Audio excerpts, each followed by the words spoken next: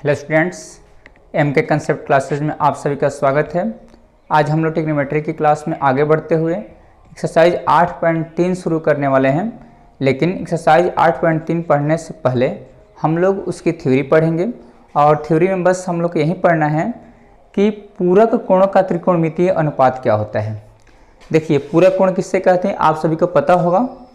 आप लोग पिछले क्लास में पढ़े भी होंगे कि पूरक कोण वैसे दो कोण होते हैं जिनका योगफल 90 डिग्री हो।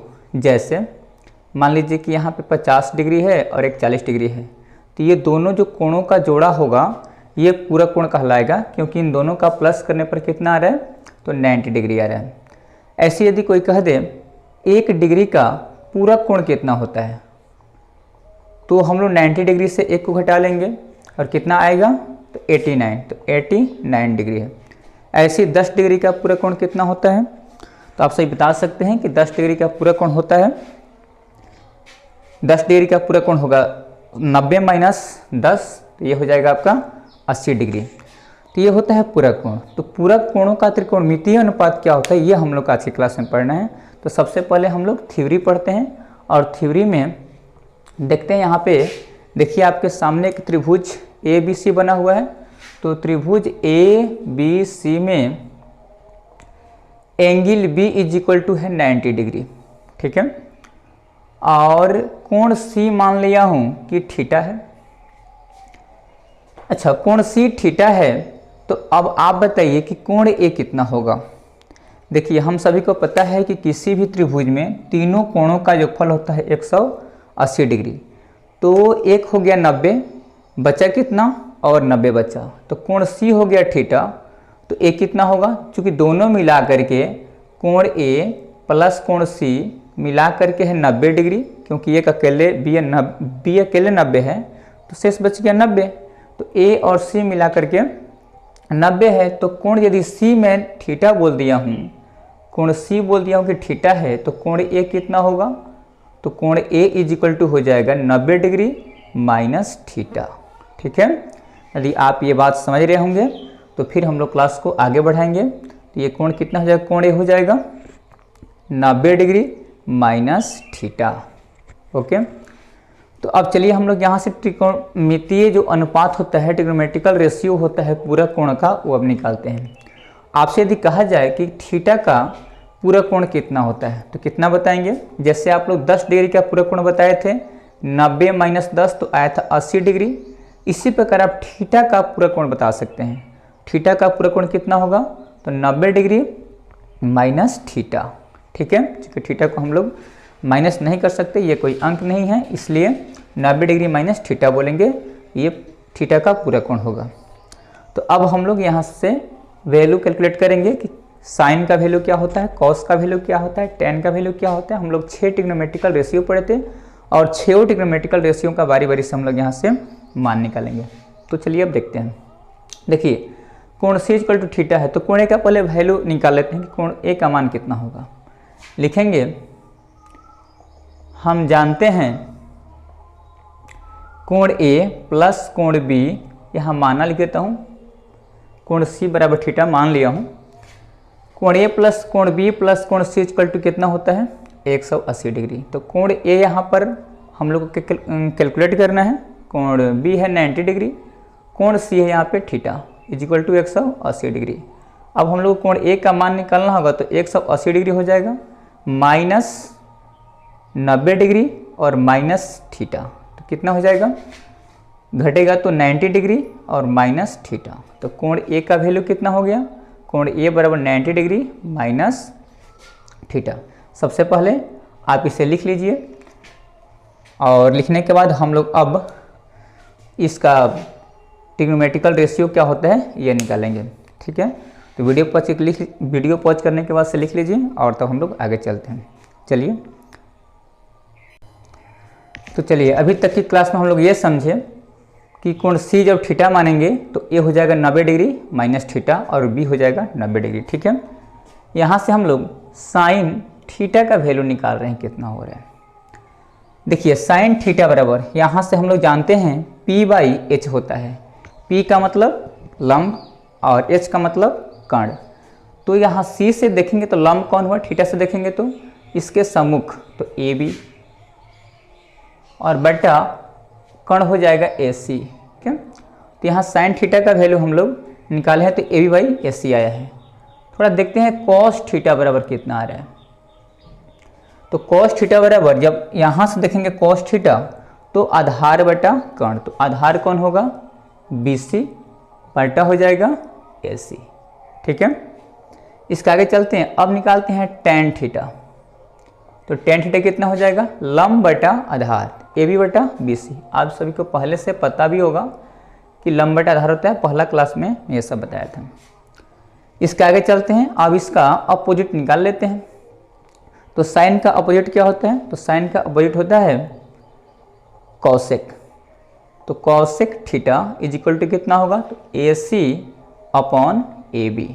ठीक है, यहाँ से सेक थीटा निकालेंगे तो इसको अपोजिट कीजिए, तो AC अपॉन BC, और यहाँ से कॉट थीटा निकालेंगे तो कितना आएगा, BC अपॉन AB। ठीक है, यहाँ तक आप सभी समझ रहे होंगे। अब चलिए हम लोग 90 माइनस थीटा का वैल्यू कैलकुलेट करते हैं कितना होगा। तो चलिए यहीं से देखते हैं। साइन 90 डिग्री माइनस थीटा, इसका मतलब हम लोग को यहाँ से देखना है, कोण A से देखना है। तो साइन का वैल्यू जब यहाँ से देखेंगे तो P बाई H होता है। तो यहाँ से देखिए, जब इस कोण से देखेंगे, A से देखेंगे, कोण A से देखेंगे अर्थात 90 माइनस थीटा से देखेंगे तो लंब इसके सामने वाला होगा। तो इस बार लंब हो जाएगा BC बटा AC। तो ये हो जाएगा BC बटा AC। साइन का सीधी कॉस निकालेंगे, कॉस 90 डिग्री माइनस थीटा, तो कितना होगा, तो कॉस निकालेंगे तो फिर यहाँ पे आधार बन जाएगा AB, क्योंकि यहाँ से देख रहे हैं, तो AB बटा AC। ठीक है, और यहाँ से यदि टेन निकालेंगे तो टेन 90 डिग्री माइनस थीटा कितना होगा, तो टेन 90 डिग्री माइनस थीटा हो जाएगा। यहाँ से देखेंगे तो ये हो जाएगा लंब BC बटा AB। ठीक है, अब इसका अपोजिट निकाल लेते हैं। तो अपोजिट निकालेंगे तो साइन का अपोजिट क्या होता है, कॉसेक। तो कॉसेक 90 डिग्री माइनस थीटा बराबर क्या होगा, तो इसको भी अपोजिट कर दीजिए, AC अपॉन BC। यहाँ कॉस का उल्टा होता है सेक, तो सेक 90 डिग्री माइनस थीटा कितना हो जाएगा, इसको अपोजिट कीजिए, तो AC अपॉन AB। और यहाँ से यदि कॉट निकालेंगे आप, कॉट 90 डिग्री माइनस थीटा, तो कितना होगा, हाँ उल्टा कीजिए, AB अपॉन BC। ओके, हम लोग 90 डिग्री माइनस थीटा का 6 रेशियो निकाल लिए हैं, और थीटा का भी हम लोग 6 जो रेशियो होता है ट्रिग्नोमेट्रिकल रेशियो, वो निकाल चुके हैं। अब हम लोग यहाँ से ध्यान से इसको देखना है। देखिए, अब इस चित्र को ध्यान से देखिए, और जो भी मान हम लोग कैलकुलेट किए हैं इसको ध्यान से देखिए, और इससे हम लोग कुछ फार्मूला एराइज करने वाले हैं। देखिए, यहाँ साइन 90 माइनस थीटा का वैल्यू कितना है, BC बटा AC। तो और किसका वैल्यू BC बटा AC है, तो देखिए यहाँ पे साइन का वैल्यू है BC बटा AC, और यहाँ कॉस का वैल्यू भी है BC बटा AC। तो राइट हैंड साइड बराबर है तो लेफ्ट हैंड साइड ही बराबर होगा। तो इस नियम से यहाँ पे साइन 90 डिग्री माइनस थीटा बराबर हो जाएगा कॉस थीटा। इसी प्रकार देखिए, यहाँ पे कॉस का वैल्यू है AB बटा AC, और यहाँ साइन का वैल्यू है AB बटा AC। तो हम लोग यहाँ भी लेफ्ट हैंड साइड को बराबर कर सकते हैं। तो कॉस 90 डिग्री माइनस थीटा बराबर हो जाएगा आपका साइन थीटा। इसी प्रकार आगे चलते हैं। देखिए, यहाँ पे टेन 90 माइनस थीटा बराबर BC बटा AC है, और यहाँ कॉट है BC बटा AC, दोनों वैल्यू बराबर हैं। तो हम लोग राइट हैंड साइड बराबर है तो लेफ्ट हैंड साइड को बराबर कर सकते हैं। तो यहाँ पे हो जाएगा टेन 90 डिग्री माइनस थीटा बराबर हो जाएगा कॉट थीटा। इसी प्रकार आगे चलते हैं और देखते हैं। यहाँ देखिए, कॉसेक 90 डिग्री माइनस थीटा का वैल्यू कितना है, तो कॉसेक 90 माइनस थीटा का वैल्यू है, सबसे पहले कॉट का देख लेते हैं। देखिए, यहाँ पे कॉट 90 माइनस थीटा का वैल्यू है AB बटा BC, और यहाँ भी कॉट का वैल्यू है, यहाँ टेन का वैल्यू है AB बटा BC। देखिए, यहाँ पे कॉट 90 माइनस थीटा का वैल्यू है AB बटा BC, और यहाँ पे टेन का वैल्यू है ए बी बटा बी सी, तो ये दोनों बराबर है राइट हैंड साइड, तो यहाँ भी हो जाएगा कॉट 90 माइनस थीटा बराबर कॉट 90 माइनस थीटा बराबर हो जाएगा tan थीटा। ठीक है, अब यहाँ चलते हैं। देखिए कॉसेक 90 माइनस थीटा का वैल्यू है ए बी बटा बी सी, और यहाँ पर किसका वैल्यू ए सी बटा बी सी है, तो देखिए ए सी बटा बी सी, ए सी बटा बी सी यहाँ है और एक यहाँ है, किसका वैल्यू है, तो ये सेक का वैल्यू है और ये कॉसेक का वैल्यू है, तो दोनों बराबर होगा। तो यहाँ पर हो जाएगा कॉसेक 90 डिग्री माइनस थीटा बराबर सेक थीटा। ठीक है, एक अगला है, देखिए यहाँ पे सेक का वैल्यू, तो सेक 90 डिग्री माइनस थीटा का वैल्यू है ए सी बटा ए बी, और कहाँ ए सी बटा ए बी, तो ए सी बटा ए बी देखिए यहाँ पर है कॉसेक का वैल्यू, तो यहाँ हो जाएगा कॉसेक थीटा। ठीक है, इसको एक बार और ध्यान से देखिए, साइन 90 माइनस थीटा बराबर कॉस थीटा आ गया है, कॉस 90 माइनस थीटा बराबर sine theta, ten 90 minus theta बराबर कॉट थीटा, और कॉट 90 माइनस थीटा बराबर tan theta, cosec 90 minus theta बराबर सेक थीटा, और सेक 90 माइनस थीटा बराबर कॉसेक थीटा। ये यदि आप याद रखते हैं तो इसके बाद से ये जो 8.3 चैप्टर है ये हम लोग को पढ़ना बहुत आसान हो जाएगा, इजी हो जाएगा और समझ में बहुत अच्छी तरीके से आएगा, और इस पर आधारित कोई भी प्रश्न होगा हम लोग आसानी से समझ लेंगे। लेकिन इसके लिए ज़रूरी है कि आप कैसे फार्मूला एराइज हुआ है इसको समझें।